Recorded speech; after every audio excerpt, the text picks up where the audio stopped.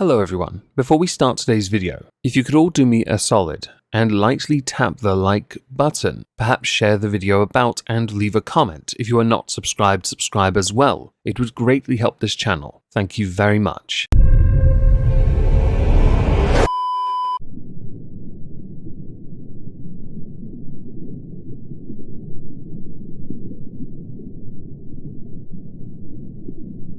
Well, isn't this just fantastic? Captain's log, subdates 220708.5. It's going to take more energy than we have to shrink that fat prick down, and of course stabilize him. So we're going to resupply over the weekend and continue our efforts on Monday. Somewhat surprising though, almost magical in fact, Ensign Bork survived. How? On the screen you can see an email from YouTube indicating that Thumb Media affiliate had copyright claimed the iShowSpeed fire clip. Everyone has been getting these copyright claims because iShowSpeed is a sensitive little bitch. Far too sensitive for their own good, you silly little bitch. You should be ashamed of yourself for not allowing us to bask in the glory that is your almighty twatness. And if you, Thumb Media affiliate, copyright claim this, good luck, it now falls within fair use, so go fuck yourselves. While I'm English and cannot fully appreciate the value and or merit of the 4th of July celebrations in America, I did see that first video via Keemstar, and this one, it was everywhere. It was everywhere. So to my American friends, happy 4th of July. I do hope you enjoyed it, you traitors.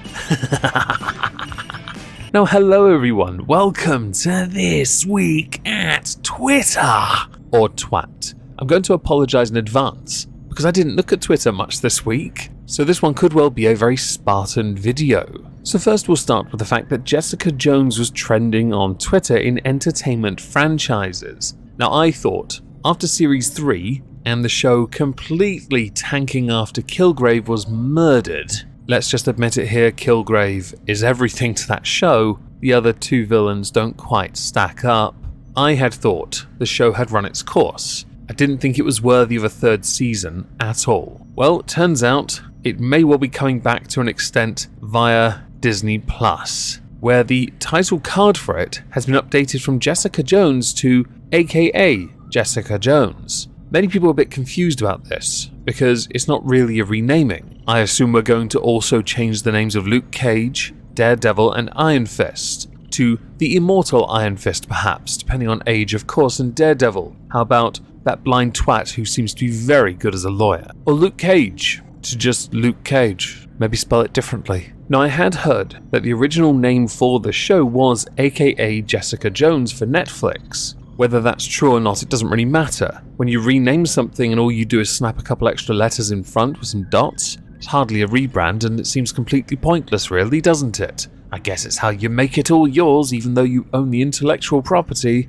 which you really wish you didn't. The only decent show you made was Daredevil. The first season of Jessica Jones, maybe the first season of Luke Cage, could be argued. Defenders was trash, and I thought Iron Fist was an accurate representation of a version of Iron Fist. It really was. I'm a big Iron Fist fan. The only thing that annoyed me was the complete lack of costume. And the second series we should never speak of because, go figure, people found it endearing when he lost his powers. Bit cliche at this point, don't you think? So next, if you are a Twitter user, you will know better than to not have two-factor authentication enabled on your account as a safeguard to best help you from getting hacked by others. Sadly, many institutions don't get this because they're boomers, but also because they somehow believe themselves above it. So for this, we now insert the British Army. The British Army's Twitter account was hacked on the 3rd of July 2022 and flooded with content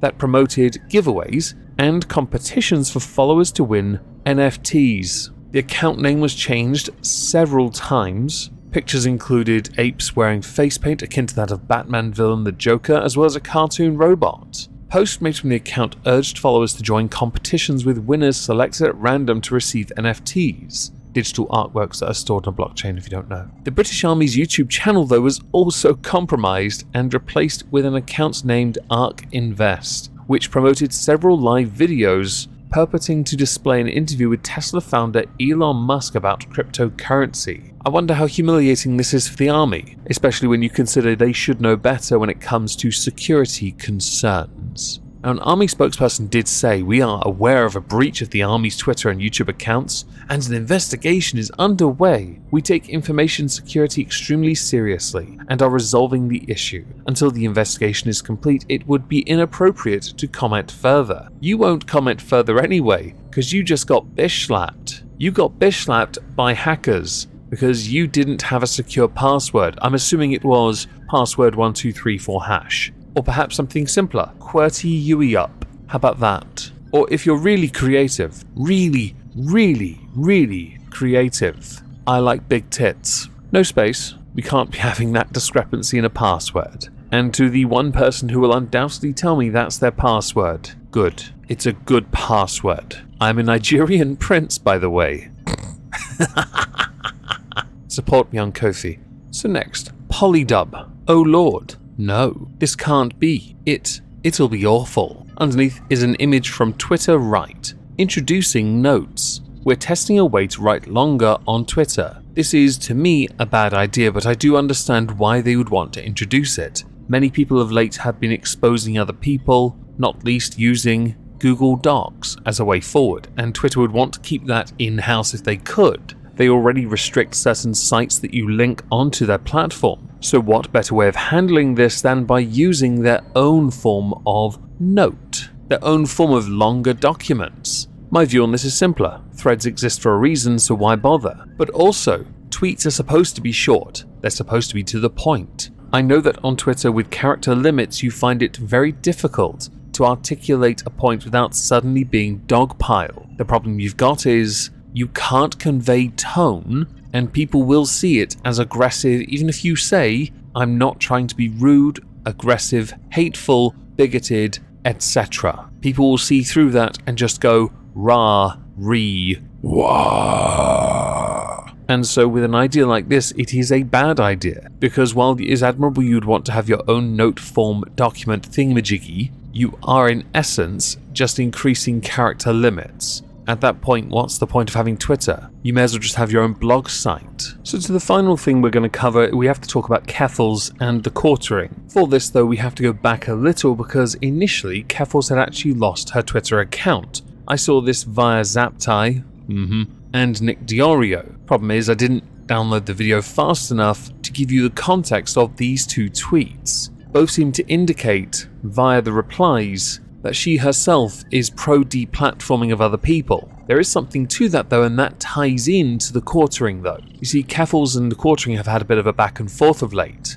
Keffals wants to debate the quartering. Apparently the quartering had even said he would go on her show. That didn't happen, and based on a DM seen through the quartering's own Twitter account, a leak that he himself had put out, he had never agreed to go on her show. Although she on her own Twitter account has also indicated that he had rage quit Twitter and deleted his account. Which might well have been true for, I don't know, a day. I wasn't on Twitter for most of this week, so if he did deactivate briefly, he certainly may have done it for a brief amount of time. But during all of this, all this back and forth, all this hatred, bile, vitriol from Keffals, and some clapback from the quartering, Keffals may have said something she should not have said, and this may well have been where people certainly got very angry, and that is that Keffals seemed to go after the sponsors. Something which the quartering himself has referenced, while also saying thank you to Keffals because he got 600 orders for his coffee brand. He even thanked her directly in a tweet, further requesting that Keffals continue to go after his sponsors because money, everyone, cha-ching, and by the way, can't hate the player. I wish I was making that kind of money. As always, because he's a fantastic facilitator of such things, Ricky Berwick did get involved, sending out a DM to Keffals, offering perhaps they throw computers at each other, last person standing and all that. While Keffals spent most of the time retweeting other people, many of whom had simply challenged Jeremy to go on their live streams. The thing is, the quartering doesn't want to go on people's live shows. He doesn't want to. Issuing this challenge is asinine, because you know he's not going to say yes, you think that's a gotcha and a dub, but it's not. If you already know someone is not going to debate you, why bother issuing a challenge? It is hardly going to make him feel remotely bothered when you start calling him a coward or a chicken. And I should insert this because I don't want to be accused of being one-sided. Jeremy's one of the worst debaters on the platform next to Sargon of Akkad. I've seen him on live streams multiple times, so the debate would be utterly redundant as well, because he'd make a complete tit of himself and he knows it. Which is why when you two are on Twitter, it's funny because both you seem to articulate reasonable points,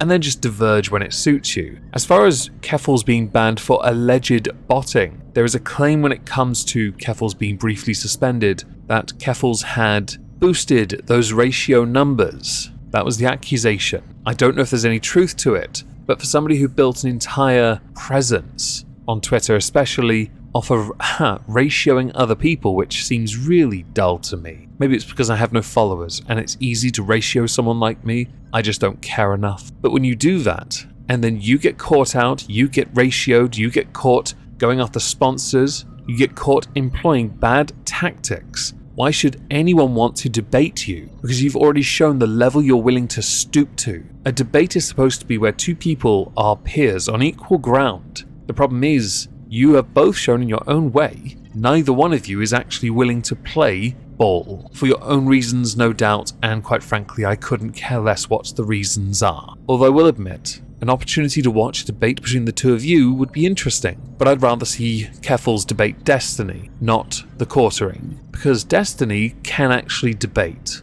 Anyway, as a final thing, because I'm done with this, I've run out of topics, sorry, I'll do better next week. There's a new video on Moisky Reads, new video on Omegon 2 Electric Boogaloo, and I'll be streaming on Moisky Live tonight. And if you do want to help me finish my log home, please consider supporting me on Ko-fi. Thank you very much.